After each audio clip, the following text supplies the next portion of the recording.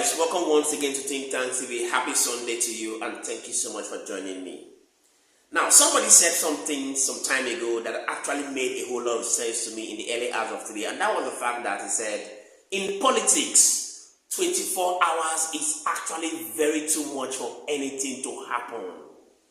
Recall that last week there was news making the rounds that Peter Obi had accepted to join the coalition and run as vice president to Atiku Abubakar, which we had a lot of those who were joining the coalition like Amechi, El Rufai, Tambuwal, and some of the big political weights, all in a bid to smoke President Bola Ahmed Tinubu out of office. In the early hours of today, Peter Obi has dropped a bombshell that I believe would have done Atiku Abubakar this. Oh, yes, it would have obviously given Atiku Abubakar a heartbreak. I'd like you to take a look at the bombshell that was dropped on Arise News this morning as Vanguard made it their headline that Peter Obi has finally said, I'm no longer interested in your coalition. I'm going to be running on the platform of Labour Party. And a lot of people are looking at it that, why will Peter Obi want to run on the platform of the Labour Party when we know that there are possible hitches based on the crisis in Labour Party that can hinder him from emerging as the president of Nigeria to storm the office of Aso Rock? Yes, I would like you to sit back and look at the critical analysis that was done on Arise News after Vanguard published the news on their newspaper in the early hours of today, making it their headline. But please, don't go anywhere because I'll be coming back to give you my own deep analysis about it. And not just that, I'm going to be taking a look at some of the reasons why Peter Obi would have possibly decided to run on Labour Party that has sparked reactions on the internet. Please, intentionally do your best to touch the like button. It doesn't cost anything. That's the only way you can support us for the good work we do, so that this video can be recommended for more people to get to see. Also, drop your thoughts in the comment section. I'd like to go back there and take a look at what your thought is. Don't go anywhere. I'll be coming back to give you my own reactions about it. Let's dive straight into it. We'll start the review with this day. On Sunday, the newspaper of record, the lead story is a big one. It says 2027, Obi shrugs off coalition, says he will contest on Labour Party's platform. That's on page 5 of today's paper. And the writers blames APC-led government for crisis in PDP and Labour Party. And then narrates how Yaradua Morisi will force APGA to resolve internal crisis. Obi is speaking, and I think that the bomb that he has dropped now, some people who are aspiring to, to lead a coalition will be jolted. So that's from Mr. Peter Obi, saying he will run on Labour Party's platform. Now, if you read the story, Mr. Obi, as they are, anecdotes, that when he was in APGA, the All Progressive Grand Alliance, his first political party right away, before he moved to PDP, and from PDP moved to Labour Party, that APGA had a crisis then, during the regime, during the administration of President Yaradua, and that the President Yaradua called the INEC chairman, Professor Morris Obi,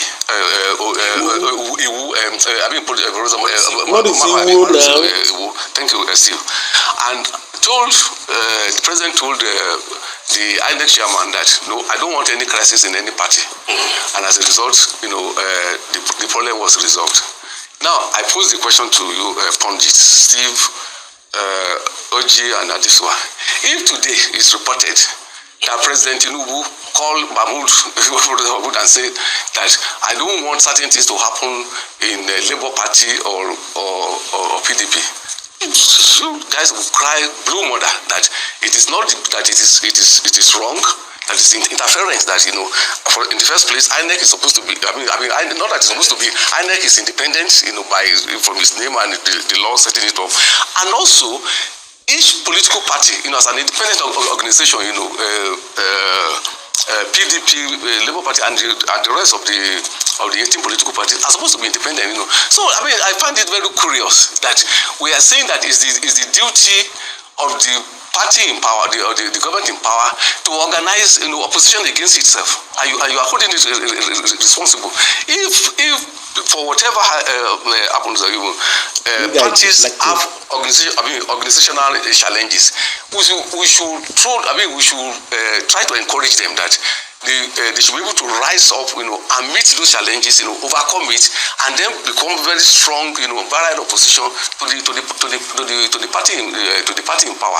So again, it's important to state again that it is not the duty of the government in power. There is nothing in liberal democratic theory that says that a government should organize opposition against itself. There is no theory of democracy that says that.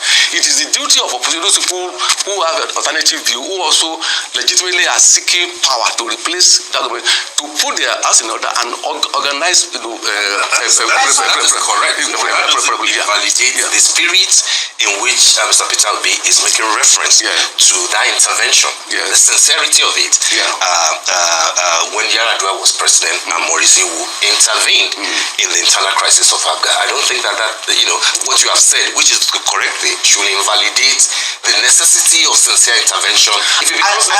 What I'm saying, which I'd like you guys to respond to that.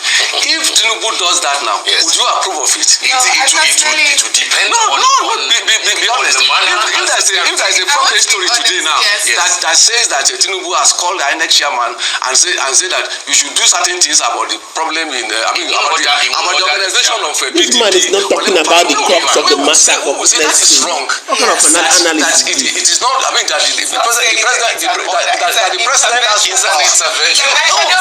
What will be long coalition? What are these things? In as much as we recognize that we're talking about that you are not seeing the contradiction. The president has no business to call our next chairman to do anything about what is happening in the political party. It is independent. I respectfully disagree with you. This same president, Yar'Adua, after he won his election, formed a committee to review the issues with the election. He confessed that the electoral process that brought in him was fraught with anomalies. He accepted in motion. Our president would do that. So for me, it comes to the sincerity that comes with such intervention. If the body language of the president is sincere and is believable, why do we have to make politics out of it? I think because politics everything is political at this point in time, right? And I think KK, I agree with you, but it's also because of what is happening leading up to this situation where you have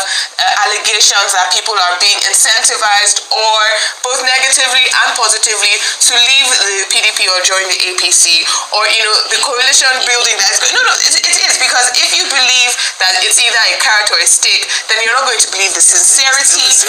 I do, but I'm saying that you would not believe the sincerity of the action. But I do agree with you.